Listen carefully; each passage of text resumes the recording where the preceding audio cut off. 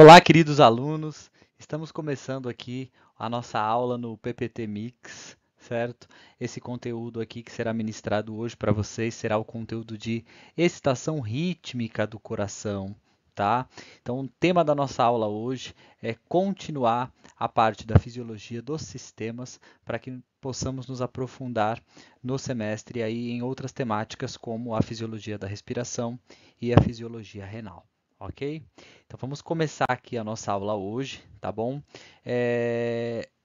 O coração, ele é um órgão que possui uma autoexcitação rítmica. O que quer dizer isso? Quer dizer que o coração consegue se autoexcitar, certo? Suas células conseguem se autoexcitar de maneira rítmica, tudo bem? Existe um ritmo para que essa excitação ocorra.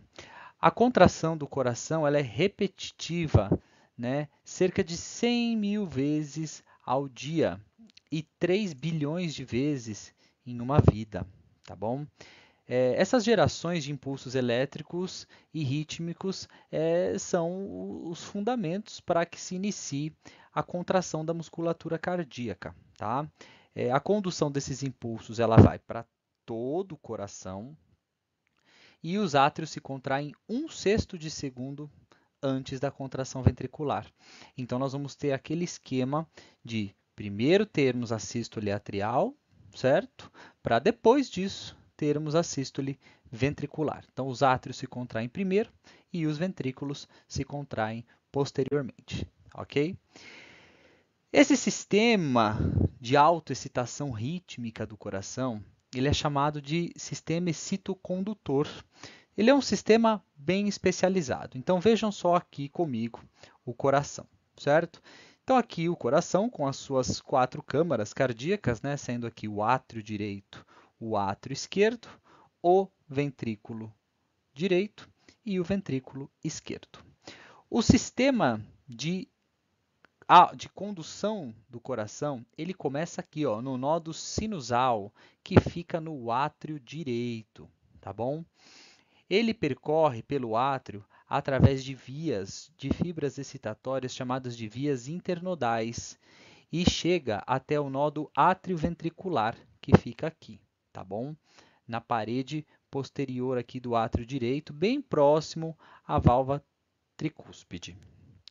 Ele se conecta com o feixe atrioventricular, que está aqui, e esse feixe atrioventricular, ele já desce o septo interventricular aqui, tá bom? Esse feixe atrioventricular também é chamado de feixe de His, tá bom? E ele se ramifica aqui em ramo esquerdo do feixe e o ramo direito do feixe, tá bom? E aqui ele se ramifica para o ápice do coração, vai para toda a parede, né, do ventrículo esquerdo e para toda a parede do ventrículo direito, né? Nessa região aqui, ó, do ápice para as paredes dos ventrículos, ele passa a ser chamado de fibras de Purkinje, tá bom? Então, este é o sistema excitocondutor do coração. E o nosso objetivo hoje aqui será entender como que ele funciona, tá bom? Então, olha só aqui. Vamos começar falando do nódo sinusal ou nódo sinoatrial, muito usado aí em vários livros, tá bom? Bom, ele fica aqui, ó, tá? Aqui onde eu fiz esse pontinho vermelho aqui, ó, o nódo sinusal, tá? Ele é uma faixa pequena, achatada e elipsoide de musculatura cardíaca especializada, tá? Ele fica aqui na parede posterolateral superior do átrio direito. E essas fibras aqui, ó, essas fibras do nódo sinusal, as células que ficam aqui, elas possuem poucos filamentos contráteis, tá bom? A grande função delas não será a de contrair, ok? E elas vão se conectar diretamente às fibras musculares atriais, ou seja, esse nódo sinusal ele está implantadinho ali na musculatura, conectado à musculatura atrial, ok? Bom, existe um mecanismo de ritmicidade do nódo sinusal, tá? Então, se nós analisarmos bem esse gráfico aqui, ele nos mostra os potenciais de ação que ocorrem na fibra muscular ventricular e o potencial de ação que ocorre na fibra do nodo sinusal. Tá? O que nós já podemos observar de antemão é que o músculo ventricular, a célula em repouso, ó, ela tem uma média aqui de menos 85. Tá bom? Esse é o repouso da fibra muscular ventricular. Já as células do nodo sinusal, o repouso delas, gente, é na faixa de menos 55 a menos 60. Ou seja, essas células aqui do nodo sinusal, as células encontradas no nodo sinusal, elas são mais positivas em relação a outras células, tá? As células da fibra muscular ventricular. O que isso vai implicar? Vai implicar que estas células possuem canais de cálcio e de sódio que ficam constantemente abertos. Então, esta célula ela vai sofrer uma despolarização com mais facilidade. Olha bem aqui, ó. É muito mais fácil para essa célula conseguir despolarizar, porque ela já é um pouco mais positiva. E como ela tem canais de sódio e de cálcio que são bem permeáveis, ela vai constantemente gerar potenciais de ação, tá? Então, esta célula aqui sofrerá potenciais de ação com mais facilidade do que as células da fibra muscular ventricular, que são essas aqui, tá?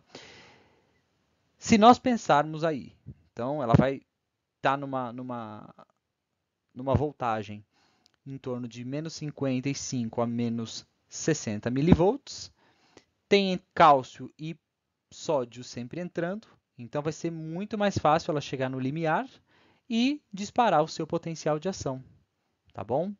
Esse potencial de ação vai chegar no seu limite, certo? E ocorrer a repolarização, tá bom? Ocorre a repolarização e a célula volta ao seu repouso, tá bom? Nós dizemos aqui, ó, que o potencial de repouso gradativamente aumenta entre os batimentos cardíacos, tá? Então, olha só, a célula chegou no seu repouso, tudo bem? E vocês estão vendo que ela vai constantemente subindo novamente, vai constantemente saindo desse repouso. Por que ela vai constantemente saindo do repouso até chegar no menos 40 e disparar esse potencial de ação aqui? Porque os canais de sódio ficam permanentemente abertos. Existem, não todos, né? Mas existem canais de sódio que ficam permanentemente abertos nessas células aqui. Então, o que vai acontecer? Assim que a célula chega no repouso, chegou no repouso pela saída do potássio da célula, mas continua entrando sódio, então ela já vai sair desse repouso, logo vai chegar no limiar e produzir outro potencial de ação, tá bom? Então, nós temos aí esse tipo de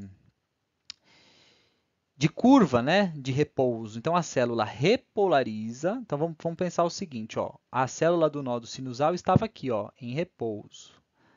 Daí, os canais de sódio aqui ficam constantemente abertos, alguns canais de sódio, a célula vai ficando positiva. E lembra que conforme ela vai ficando positiva, outros canais de sódio voltagem dependentes vão se abrindo. Quando ela chega no menos 40, o que acontece? Muitos canais de sódio voltagem dependente abrem e ela dispara o potencial de ação.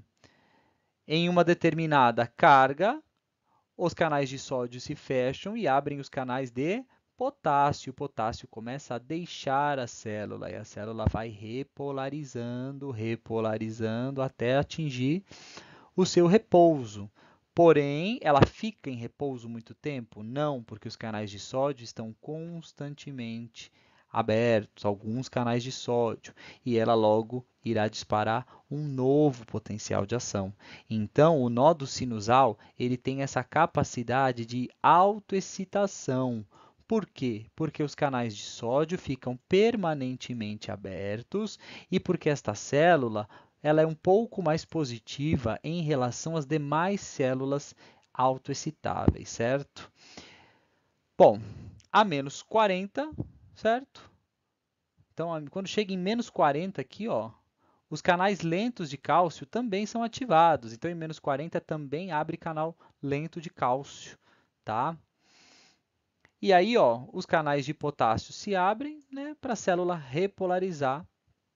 O potássio deixa a célula para chegar aí ao final do potencial de ação e termos aí uma nova onda despolarizante, ok? Bom, como que essas células são então? Então aqui eu peguei, ó, o átrio direito, né, onde eu mostrei para vocês aqui, ó, bem o átrio direito, fiz um cortezinho e ampliei para vocês, olha aqui, ó, tá? Então aqui seriam as células do nodo sinoatrial ou do nodo sinusal, tá bom? Olha como é que é o potencial de ação dela. Como é que é essa célula aqui, minha gente, meu povo? Ela é mais positiva em relação às demais células, ou seja, ela se excita com mais facilidade, tá? E ela se excita com mais facilidade por quê? Porque além de ser mais positiva, ela tem canais de sódio que ficam sempre abertos. E esta célula se conecta com as células musculares do átrio, são as células contráteis, olha só. Então, quando ela gerar o potencial de ação dela, esse potencial de ação vai se irradiar para as células musculares, para as fibras musculares cardíacas. E lembram que essas fibras musculares cardíacas, elas são células entreliça, né? Elas estão bem entrelaçadas e elas possuem uma especialização de membrana lateral chamada de junção comunicante, ali nos discos intercalares, né? Então lembra que aqui, ó, existem os discos intercalares que possuem aí uma junção de adesão e o que nos interessa mais que é a junção comunicante. Ou seja, o citoplasma dessas células aqui, ele é praticamente fundido, né? Uma despolarização em uma dessas células aqui vai se irradiar com facilidade para as suas células vizinhas que estiverem ali na treliça, né? Quando as células ficarem entrelaçadas. Lembra que na célula muscular existe o platô, tá bom? O que é este platô aqui? O platô é a lenta saída do cálcio dessas células musculares, tá bom? Então, o potencial de ação nelas dura mais tempo, tá? E aí, chegamos então nas vias internodais ou vias interatriais. Então, lembra que o nodo, né, sinoatrial, ele vai irradiar o seu potencial pela musculatura dos átrios, mas essa excitação também vai pelas vias internodais. Vai pelas vias internodais e vai chegar, certo? Até o nodo atrioventricular, tá bom? Então chega aqui também no nodo atrioventricular, tá bom?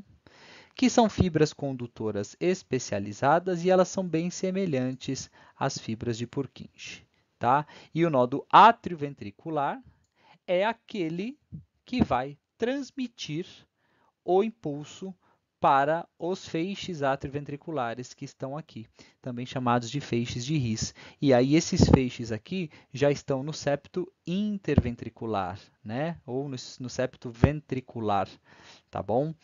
Então, para começar aí a excitação da musculatura dos ventrículos, tudo bem? Então, vamos discutir um pouco mais esse nodo aqui, ó, esse nodo atrioventricular, essa região aqui que é a que nos interessa agora, tá bom?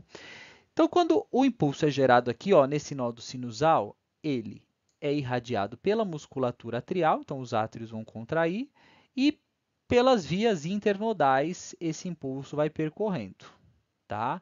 E chega no nodo atrioventricular, que é aqui nessa região.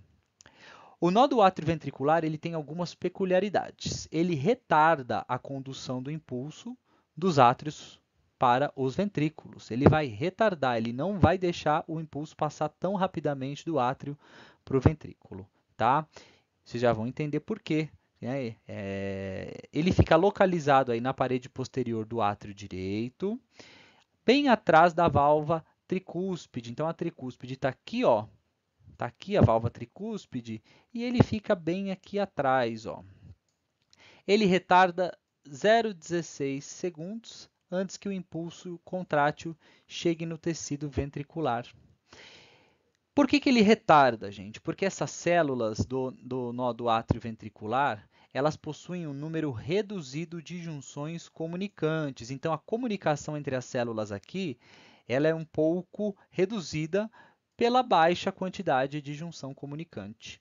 Então, essas células vão ter um pouco mais de dificuldade para se comunicar. Então, ó, essas células aqui, ó, do nó do átrio ventricular, têm menos junções comunicantes para transmitir essa informação pro feixe atrioventricular, ok? E aí, nós chegamos, né, no sistema de Purkinje. Então, olha só, depois que o impulso estava aqui no nó do átrio ventricular, menos junções comunicantes, mas ele conseguiu passar para o feixe atrioventricular, que são os feixes de His, que ficam aqui, ó, no septo ventricular, ó, tá aqui, ó, tá bom? Esse cara aqui.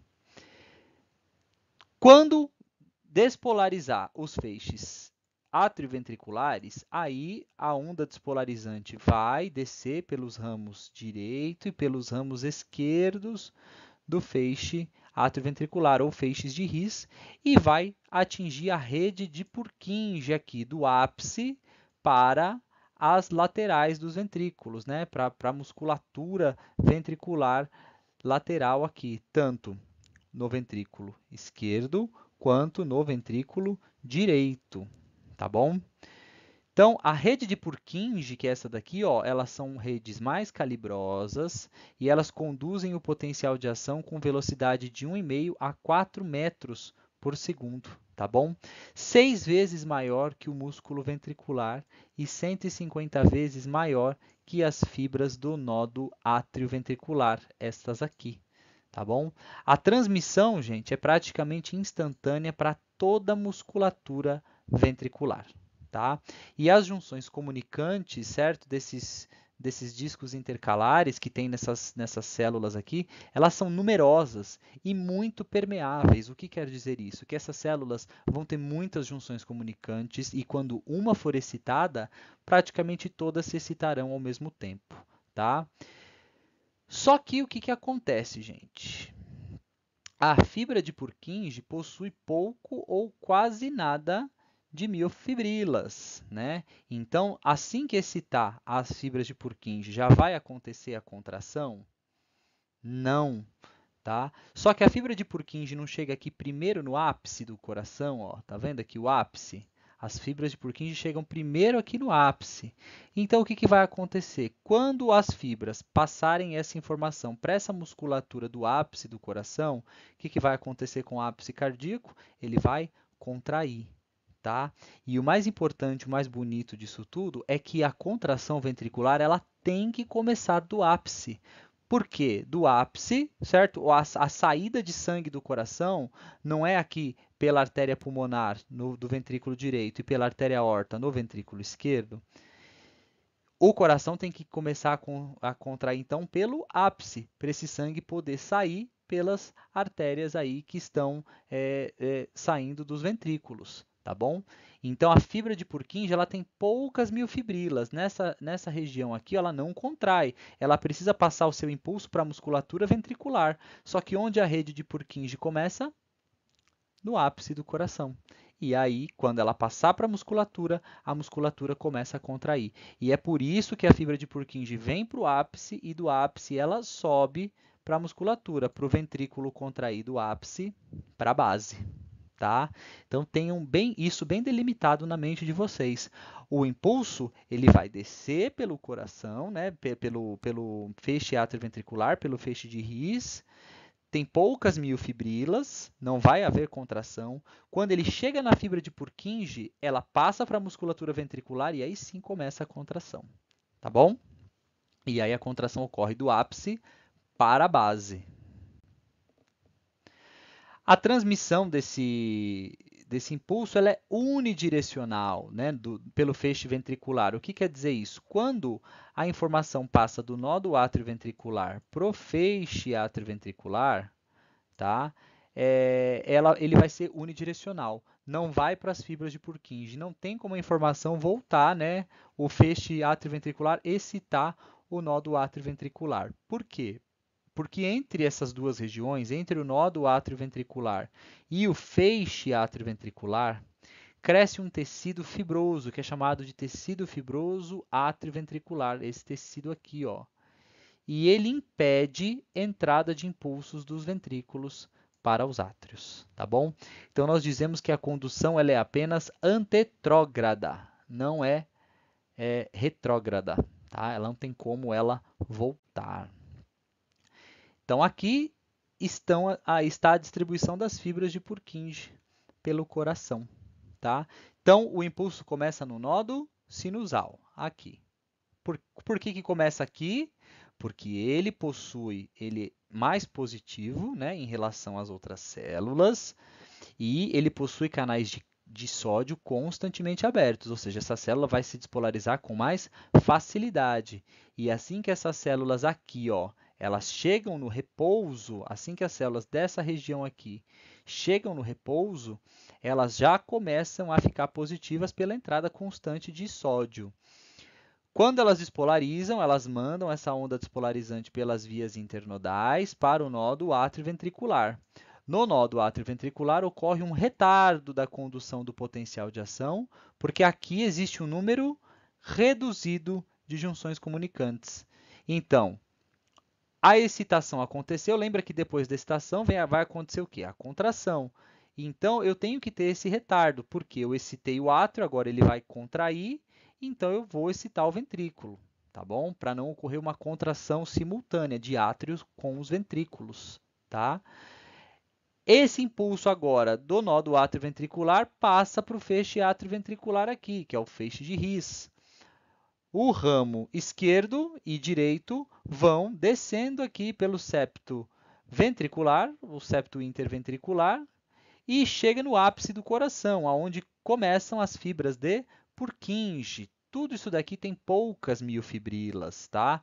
Tem pouquíssimas miofibrilas. Então, é preciso despolarizar a musculatura. E as fibras de Purkinje, que são extremamente velozes, elas despolarizam a musculatura do ápice, que é a primeira musculatura ventricular a ser despolarizada, e eu consigo fazer os ventrículos se contraírem sempre do ápice para a base, certo? Sempre do ápice para a base. Isso faz com que o sangue tenha o fluxo certinho de sair dos ventrículos e entrar pelas artérias. Tudo bem? Então, aqui a gente tem a dispersão desse impulso pelo coração. Foi tudo que eu acabei de explicar para vocês. Iniciando aqui no nódo sinoatrial, 0 segundos, pelas vias internodais, irradiando para o outro átrio, né? Afinal, toda a musculatura atrial está ali conectada. E passando do ápice para a musculatura lateral ali dos ventrículos, tá bom? Para a parede dos ventrículos. E aqui, ó, tem uma sequência relembrando, né, o ciclo cardíaco. Então, olha só aqui no começo. Como é que está nesse começo aqui, certo? A parede cardíaca. Elas estão em diástole, certo? Estão ali em diástole. E o coração, tanto o átrio quanto o ventrículo, estão relaxados e enchendo de sangue. Aqui no número 1. Depois nós temos em 2 a sístole atrial, né? A contração do átrio força uma pequena quantidade de sangue para o interior dos ventrículos. Daí, em 3, os ventrículos agora vão começar a entrar em sístole. Só que lembra que a primeira fase da sístole ventricular é chamada de contração isovolumétrica, certo? Porque o ventrículo começa a contrair aqui em 3, mas ele está empurrando apenas as válvulas atrioventriculares para elas se fecharem. Não cria pressão para a abertura das semilunares. Lembra que aqui a gente tem a primeira bulha cardíaca, não é? Que é auscultável no estetoscópio. Daí, em 4, a sístole ventricular entra na fase da ejeção. O sangue está sendo ejetado aqui no número 4 para as artérias e força a abertura das válvulas semilunares, pulmonar e aórtica. tá? E aí o sangue é ejetado, tá bom? Daí, em 5, nós temos o relaxamento ventricular, já em diástole, certo? Já está relaxando, porém um relaxamento isovolumétrico, tá bom? O que quer dizer isso? Quer dizer que o ventrículo não está enchendo de sangue. Por quê? Porque as válvulas ainda estão fechadas, tá? E aí os ventrículos vão relaxando, certo? A pressão no ventrículo cai, o sangue flui de volta, certo? Para as cúspides, né, das válvulas semilunares, e aí elas se fecham, produzindo a segunda bulha cardíaca, que também é auscultável, tá bom? E aí voltamos novamente para o 1 aqui, que é o fim da diástole. O coração ainda está em enchimento, o átrio está tão cheio que força a abertura das válvulas atrioventriculares, tricúspide e bicúspide, para fluir para os ventrículos, tá bom? Aqui de novo, certo? Tem uma sequência aqui para vocês que eu vou colocar ali no slide para vocês verem bonitinho, tá bom?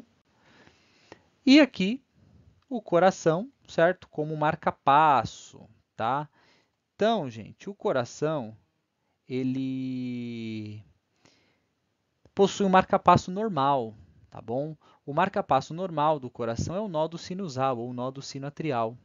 Então, o impulso ele se origina nesse nódo, mas em condições anormais isso pode não ocorrer, tá bom? As fibras do nódo atrioventricular e a rede de Purkinje também podem acabar produzindo essa excitação intrínseca, tá? Então, se nós olharmos aqui no slide, ó, o nódo atrioventricular ele possui descargas com frequência de 40 a 60 vezes por minuto. A rede de Purkinje possui descargas com frequências de 15 a 40 vezes por minuto, tá bom? Ou seja, são descargas inferiores ao nódo sinoatrial. O nódo sinoatrial, né, o nódo sinusal, ele controla o batimento cardíaco, tá bom? Porque a frequência de descargas dele é maior do que qualquer outra parte do coração. Lembra por quê? Porque ele se excita mais rapidamente. É uma célula mais positiva, as células dele são mais positivas com canais de sódio constantemente abertos. Então ele possui frequências de descarga maiores, de 100 a 150 vezes por minuto, tá bom? E aí existem alguns marcapassos que são anormais, né? Que é o marcapasso ectópico. O que é o marcapasso ectópico? Outra parte do coração desenvolve descargas rítmicas. Então, olha só, se o nódo atrioventricular ou a rede de Purkinje ficar anormal, aumentando aí as suas descargas excitatórias acima do nódo sinusal. Aí, nesse caso, certo? O marca-passo passa a ser esse nódo atrioventricular ou a rede de Purkinje, tá? Então, se alguma área do coração ultrapassar as descargas rítmicas do nódo sinusal, essa área passa a ser, então, o marca-passo do coração, tá? Existe um local no músculo atrial, né, ou ventricular, que também pode desenvolver essa excitabilidade excessiva e virar um marca-passo. E aí nós chamamos isso de marca-passo ectópico, tá? E aí vai produzir sequências anormais de contração cardíaca. Existe uma síndrome, que é a síndrome de Stokes-Adams. É um bloqueio atrioventricular, tá bom? O nódo sinoatrial, ele funciona normal, tá bom? Só que existe um bloqueio atrioventricular, tá bom? Bem naquela região onde vai passar ali para a rede, para os feixes de His. Então, a rede de Purkinje assume a função de marca-passo nos ventrículos, tá bom? Após esse bloqueio atrioventricular, a rede de Purkinje ela demora de 5 a 20 segundos para emitir impulsos, ou seja, o nódo sinoatrial ele faz o átrio contrair. Só que até o impulso chegar nos ventrículos, né, não leva pouco tempo, porém o que está acontecendo? Existe um bloqueio atrioventricular. Então, a rede de Purkinje vai se autoexcitar já já. E aí o que ela faz? Ela demora cerca de 5 a 20 segundos para se autoexcitar. E o paciente, certo, ele vai desmaiar em torno de 5 a 20 segundos, porque vai ocorrer aí a falta de oxigenação no cérebro. O cérebro fica com falta de oxigênio e o paciente desmaia.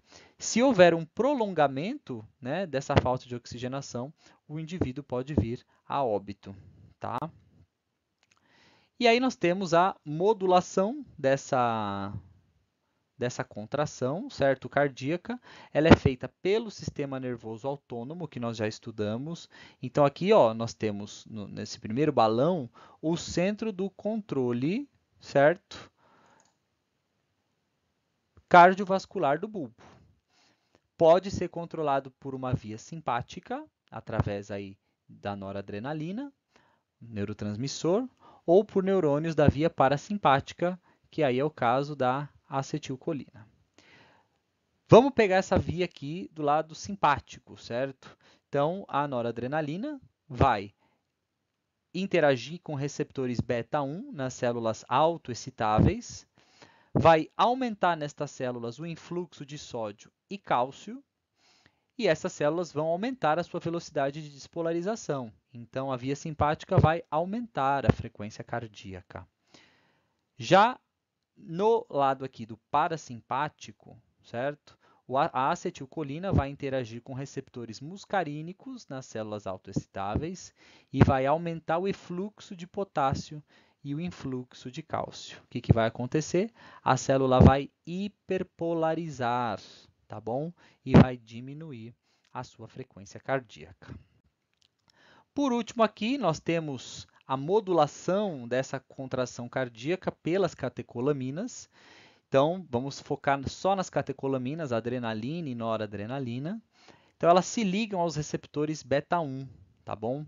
Esses receptores beta-1, eles vão ativar, tá, o sistema de segundo mensageiro do AMP cíclico e vão resultar aí, vão provocar a fosforilação de duas estruturas, das proteínas fosfolamban, que estão aqui desse lado direito, e dos canais de cálcio controlado por voltagem, que estão aqui do lado esquerdo. Vamos partir para o canal de cálcio controlado por voltagem. Então, esse canal será fosforilado e o tempo de abertura desse canal aumenta. Então, vai ocorrer a maior entrada de cálcio a partir do leque, porque o canal de cálcio está fosforilado. Então, o cálcio começa a entrar, aumenta a entrada de cálcio a partir do líquido extracelular, tá bom? Se está entrando mais cálcio no líquido extracelular, consequentemente, vai ter, certo? Mais cálcio no retículo sarcoplasmático. Por quê? Porque se nós partirmos para o outro lado aqui, ó, proteína fosfolamban, a proteína fosfolamban, ela aumenta a atividade da cálcio-ATPase do retículo sarcoplasmático. Então, essa cálcio-ATPase do retículo sarcoplasmático, ela fica bombeando cálcio para o retículo. Então, olha só, quando a adrenalina e a noradrenalina se acoplou no beta-1 e ativou o segundo mensageiro, fosforilou o canal de cálcio e o cálcio começou a entrar no líquido do líquido extracelular para o líquido intracelular. Então, aumentou muito o nível de cálcio no meio intracelular, certo? Mas a proteína fosfolamban, ela aumenta a atividade de cálcio-ATPase, né, que é a bomba de cálcio que tem na membrana do retículo sarcoplasmático. E aí ela começa a fazer o quê? A bombear muito cálcio para dentro do retículo sarcoplasmático. Então, o retículo sarcoplasmático vai ficar cheio de cálcio. Consequentemente, quando houver contração, né, mais cálcio será liberado. Vai ter muito cálcio, então, sendo liberado. Isso vai fazer com que haja maior força de contração. Em compensação, se nós partirmos para o outro lado da proteína fosfolamban, com a elevada atividade de cálcio ATPase, o cálcio vai ser removido mais rapidamente do citossol e vai encurtar o tempo em que o cálcio ficará ligado com a troponina. Isso fará com que a contração dure menos tempo, tá? Então é uma modulação aí que as catecolaminas vão fazer, promovendo maior força de contração, em compensação, menor duração da contração, tá? O coração vai contrair mais forte, porém com um tempo menor de duração. Vai conseguir bombear mais sangue, porque a contração vai ser mais forte, mas vai durar menos tempo essa contração. Ok? Espero que vocês tenham entendido. Então, nós ficamos por aqui. Essa foi a nossa primeira aula, certo? Nesse sistema de PPT Mix. Outras virão. Um forte abraço aí a todos vocês e até a próxima.